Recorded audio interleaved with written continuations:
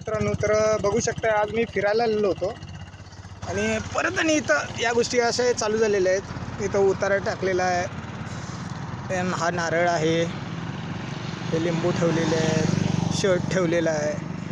असं करून लोकांना काय मिळते, श्रद्धा असावी, अंधश्रद्धा नसावी. मित्रांनो, मी प्रत्येक वेळेला मी सांगत असते की या सगळ्या खोळ्याच्या समजुती आहेत आणि श्रद्धा असावी, अंधश्रद्धा नसावी. तर परत आणि मी एकदा सांगतो, हा इथंच नाही आहे बघा, इथेही टाकलेलं आहे, ते बघू शकता. मी आता ते उचलतो आहे, ते इथं पण टाकलेलं आहे. तर या सगळ्या गोष्टी आहेत ना, खूप म्हणजे खूप किळसवाण्या गोष्टी आहेत. कारण माणसाची श्रद्धा असावी, अंधश्रद्धा नसावी. मी प्रत्येक वेळेला सांगत असतो की खोळ्यात निघू नका आणि दुसऱ्यालाही खोळ्यात काढू नका. कारण अशा गोष्टी करून जर सगळ्या गोष्टी जर झाल्या असत्या तर आयुष्यामध्ये माणसानं खूप काही कमवलं असतं, माणसाला काम करण्याची गरजच पडली नसती.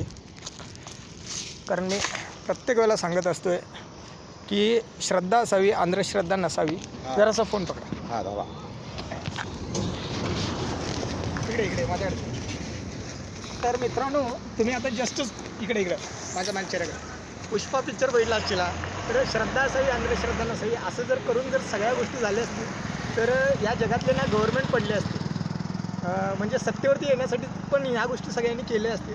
श्रद्धा असावी, अंधश्रद्धा नसावी. आणि ह्यांच्यामुळे मेंटली लोक डिस्टर्ब होत चाललेले आहेत. आणि मी प्रत्येक माझ्या व्हिडिओमध्ये सांगत असतो आहे की अशा गोष्टी जर करून जर काही झालं असतं तर लोक आज करोडपती झाले असते. तर गरीब तो गरीबच होत चालला आहे. कारण तुम्हाला हे भोंदू बाबा, मौलाना वगैरे ही सगळीच तुम्हाला लुबाडत चाललेले आहेत. आणि आयुष्यामध्ये स्वतःचा पैसा या कर्मकांडासाठी खर्च करू नका.